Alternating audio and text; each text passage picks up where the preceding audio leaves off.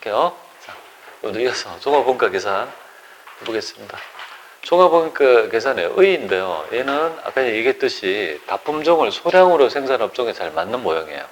그죠? 이거를 공정별 원가 계산이라고도 해요. 근데 요거는 출제 잘 안 되지만 제가 조금 설명을 드리려고 해요. 제가 보통 건너뛰는데요. 보통 종합원가 계산은 공정별 원가 계산이라고 해요. 공정. 그래서 하나의 제품이 여러 가지 공정을 거쳐가지고 있죠. 대량 생산하는 업기업에 적용되는 있죠. 이런 어떤 종류가 공정별 원가 계산에 하고 가장 대표적인 종합원가 계산의 종류다 이렇게 보시면 돼요.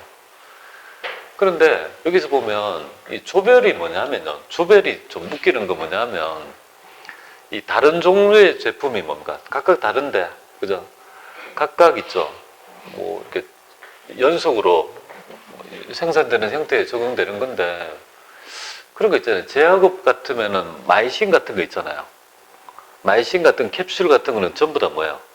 동일한 거잖아요. 그러니까 다른 제품을 만들 때 한 조로 뭡니까? 조별로 해서 쭉 해서 있죠. 생산되는 그런 형태의 그죠? 이 원가 계산을 조별 원가 계산 이렇게 불려요. 그러니까 다른 종류의 제품이 조별로 연속해서 생산된다는 게 이제 키워드가 될 것이고요. 그 다음에 등급별 종합원가 계산이라는 개념이 바로 결합원가 계산이에요. 등급별. 그래서 여러분들 알고 있는 뭐 정유업이랄지 뭐 락앤락 같은 것도 좋아요. 쭉 공정을 가다가 뭡니까? 어떤 분리되는 시점에서 뭐야? 그래서 A 타입, B 타입 착착 나눠지는 거 있죠. 이게 등급별. 정유업도 어떻게 됩니까? 동일한 있죠. 원재료를 투입해가지고 동일한 쭉 과정을 가다가 어떤 분리되는 시점에서 뭐야? 뭐 경유랄지, 등유랄지, 뭐 휘발유랄지, 가스랄지 탁탁 나누잖아요. 그게 이제 별도로 결합원가 계산이라는 모형을 만들어 그렇지. 엄밀히 따지면 등급별 종합원가 계산의 하나의 유사한 그죠 모형이라고 보시면 될 것 같습니다. 그런데 우리 재경원에서는요 결합원가를 안 내요. 그지 낸 적이 없어요. 결합원가 계산이 어디에도 뭐예요? 잘 공개 기출도 잘 안 보여요. 모형이 안 논다 할 수 없지만 한 번도 잘 내질 않는 것 같아요. 그게 좀 특징이고요. 낸다 하더라도 여러분들의 기본적인 실력에 의해서 하시면 될 것 같아요. 별로 어려운 게 아니니까요. 자, 그 정도 여러분 말씀드렸고요. 아까 전에 얘기했던 종합원가 계산의 특징은 바로 이거야. 완성품 한산량을 구할 줄 알아야 돼요. 못 구하면 안 돼요. 근데 완성품 한산량의 개념을 여러분들은 5단계로 하면 홍그린 박사가 5단계에 따라 했지만 이 방법이 너무 많아. 3단계로 압축해서 해야 돼요. 우리는 완성품 한산량을 구하고 하나량의 단위당 원가를 구하는 게 핵심이에요. 그리고 완성품과 기말제공품에 배분한다.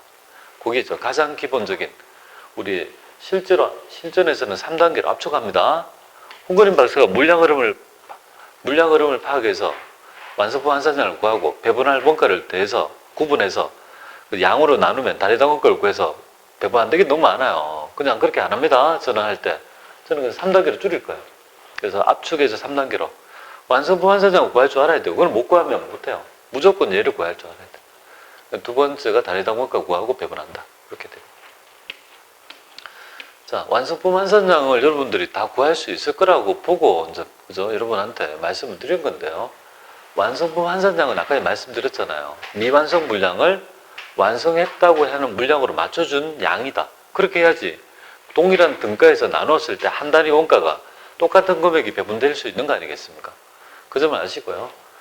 우리 일반적인 있잖아요. 이 업종의 원가 투입시의 가점은 이렇게 나와요. 보통 재료비는 공정 초기, 가공비는 공정 전반에 걸쳐 균등해서 나온다는 게 일반 가정이에요. 그러면 이 가정하에서 나타난다면 이런 공정의 초기에 모두 투입한다는 거니까 공정만 진행했다면 안 했으면 0%고 공정을 진행했으면 100% 아닙니까?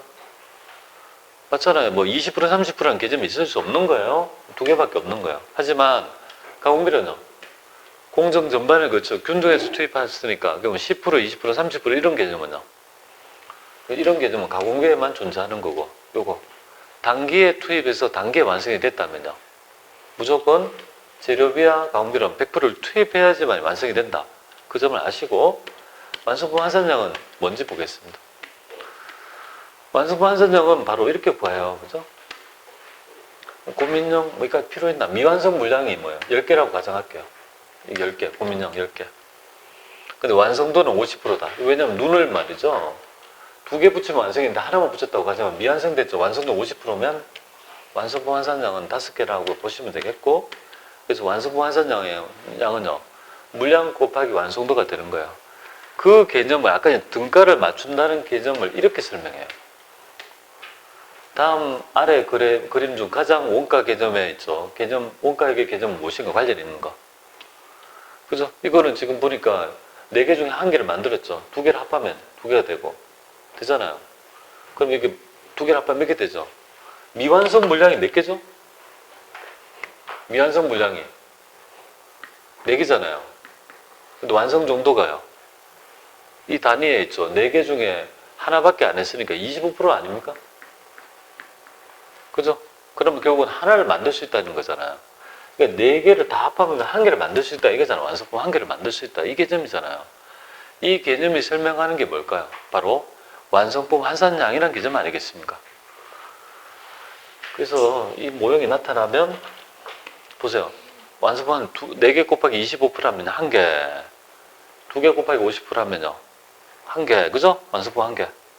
이런 개념이고, 얘는 종합원가 계산의 완성품 환산량이라는 개념이다, 그죠? 그런 개념이지 않습니까? 그 점을 알아야 될 것 같아요. 그리고 이제 완성품 환산량을 나중에 할 때 있죠. 재료비와 가공비로 이렇게 할 거예요.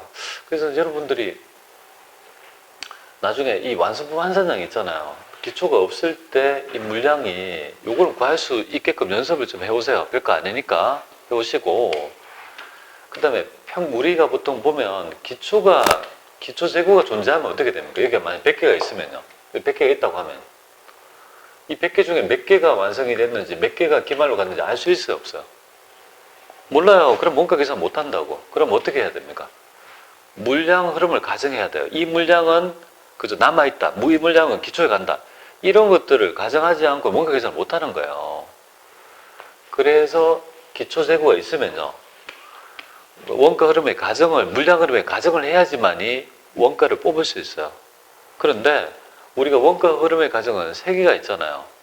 먼저 들어온 물량이 먼저 나가는 선입선출법, 평균한 평균법, 뒤에 들어온 물량이 먼저 완성된다는 후입선출법, 이 3개가 있잖아요. 근데 왜 얘는 2개밖에 없냐 이 말이에요. 이유가 있어요. 홍그림 박사가 이걸 만들 때 실제 논문에는요 3가지 방법을 전부 다 적용한 금액을 다 적용했어요. 근데 이제 문제는 뭐냐면 후입선출법을 적용해 보니까 공정별 원가라고 계산되는 불리는 이 종합원가 계산은 보통 어떻게 됩니까?